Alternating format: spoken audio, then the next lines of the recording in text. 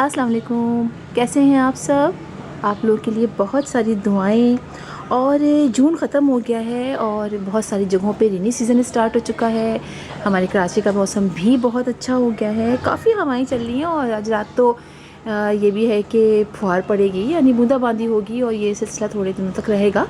चलिए, अच्छी बात है। और कटिंग लगाने का दिल भी चाह रहा है और कटिंग मैंने बहुत सी लगा भी ली हैं और आज भी मैं कटिंग लगाने जा रही थी। और आप में से जो लोग कटिंग लगाना चाहते हैं तो अब जल्दी जल्दी लगा लीजिए, इसलिए कि इस मौसम में हमारी कटिंग सारी ही तकरीबन ग्रो कर लेती हैं। और कटिंग आप जो भी लगाइएगा वो बहुत सारी सारी लगाइएगा, ये नहीं कि जगह की एक दो कटिंग लगाई और फिर आप परेशान होते रहें। और स्पेशली सेकुलेंट वगैरह की जब कटिंग लगाएं तो उनको आप थोड़े से शेडी प्लेस में रखिएगा, इसलिए कि बारिश वारिश होने की सूरत में आपके जो कटिंग वो ख़राब हो जाएगी। और वैसे ये प्लांट भी ख़राब हो जाते हैं, कैक्टस और सेकुलेंट वगैरह। और आज मैं अपने कैरनकोई के प्लांट को कटिंग से ग्रो करने जा रही थी, इसके बारे में मैंने आपको बताया भी था। मेरा ख्याल है मैंने इस पर वीडियो भी डाली थी कटिंग से, और देखिए तो ग्रो करने के बारे में।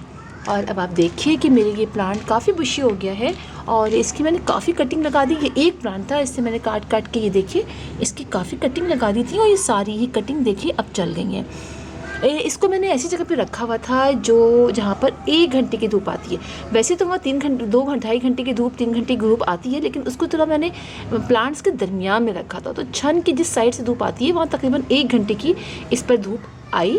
और मैंने पानी का बहुत ख्याल रखा, हर रोज़ इसको पानी नहीं दिया, ज़रा सा चेक करके कि थोड़ा सा ये ड्राई हो जाए फिर पानी दो, और पानी भी कम दिया। तो आप देखिए कि मेरी सारी कटिंग लग गई है। ये जो कटिंग लगाई थी हमने, आपको दिखाती हूँ, देखिए ये भी लग गई है। और देखिए इस पर प्यारे प्यारे से रेड कलर के लीव्स भी निकलने लगे हैं, ये भी लग गई है। ये एक लीव लगाया था मेरा ख्याल, देखिए ये भी लग गया है, तो काफ़ी दिन हो गए, इसका मतलब लग चुका है।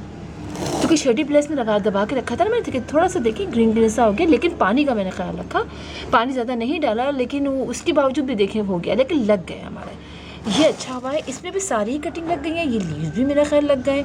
अभी तक स्प्राउटिंग इसके साइड में स्टार्ट नहीं हुई है, लेकिन छोटी छोटी ब्रांचेस भी लग गई हैं। और आज मैं मज़ीद कटिंग लगाने जाई थी, इसके लिए जो मैंने बालू मिट्टी ली है, मैंने बालू मिट्टी ली है।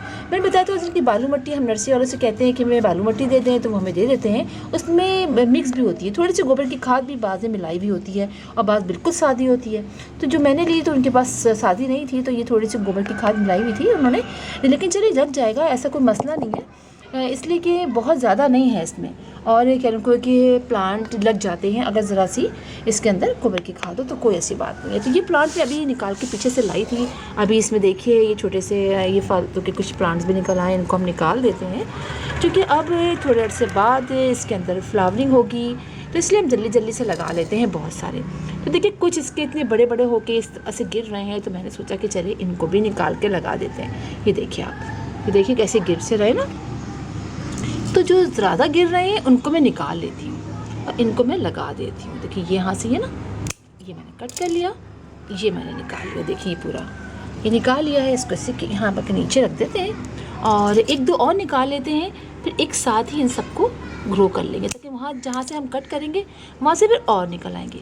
तो आप भी अपनी कैरनकोई के प्लांट हैं अगर आपके पास, मैंने तो बहुत तलाश किया और रेड के अलावा यहाँ पर कहीं भी किसी भी और कलर के कैरनकोई के प्लांट नहीं मिल रहे हैं। मुझे बहुत हो रहा था कि और सारे कलर्स के मिल जाएँ, लेकिन बहुत जगह से मालूम करवाया मैंने मुख्तलिफ़ नर्सरी से, उनके पास बस यही रेड ही कलर के हैं। तो मैंने कहा चलिए अब तक नहीं मिलता है, हम रेड ही ट्राई कर लेते हैं, लगा लेते हैं। तो ये देखिए बहुत इजी है, कुछ भी नहीं करना होता, सिर्फ इनको दबाना होता है।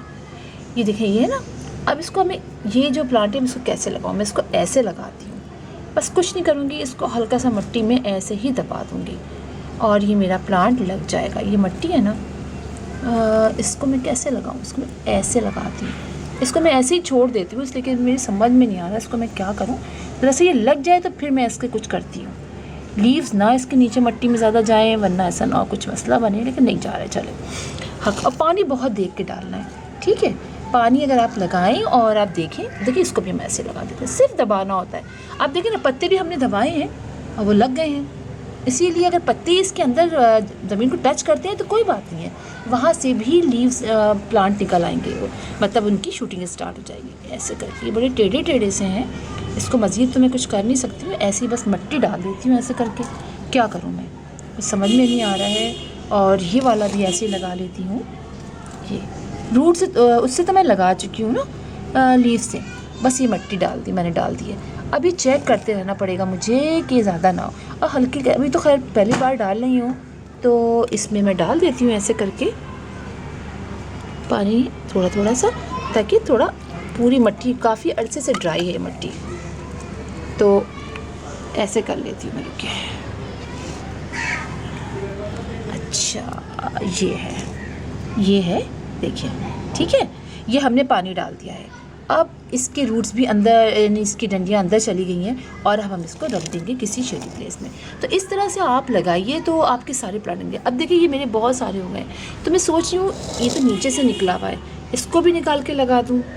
क्या करूँ, लगा दूँ इसी के अंदर ही एक, हाँ ऐसे करके लगा देती हूँ, ये सुराख कर देती हूँ मैं इसके अंदर। और यहाँ से जो ये वाला है ना, इसको, ये बहुत लंबा सा है, तो इसको मैं कहाँ से कट करूँ, इसको मैं यहाँ से कट कर देती हूँ। देखिए ये मैं इसको यहाँ से कट करूँगी तो 2-3 और ब्रांचेस निकल आएंगी। थोड़ा नीचे से कट करूँ ताकि कुछ ब्रांच अंदर जा भी सके, ठीक है।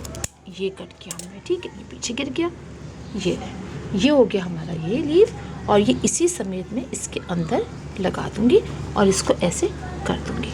सही है, तो बहुत आसान होता है कैलेंडुला के प्लांट को कटिंग के ज़रिए लगाना। और ये 2 छोड़ देती हूँ, इसको मैं चेक करूँगी कोई और पॉट ला के। इससे कहते हैं कि इस पॉट में तो काफ़ी हो गए ना, इस पॉट में काफ़ी हो गए हैं, और ये जो 2 है ये मैं बाद में लगाऊंगी।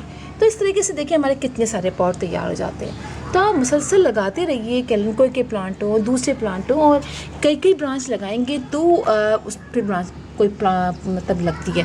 आप एक लगा देंगे, 2 ब्रांच लगा देते हैं किसी भी और की, इसकी तो खैर लग जाएगी किसी और की प्लांट की, तो फिर वो ग्रो नहीं करती, फिर हम परेशान होते हैं कि हमने तो लगाया था और हमारा प्लांट लगा नहीं। तो 1-2 ब्रांच तो लगी जाती है। बस मैं ये आपको दिखाना चाह रही थी, ये मैं लगा रही थी, मैं कहा चले आप लोग को भी बताती हूँ, आप लोग लगाना चाहते हैं तो आप लोग भी लगाइए।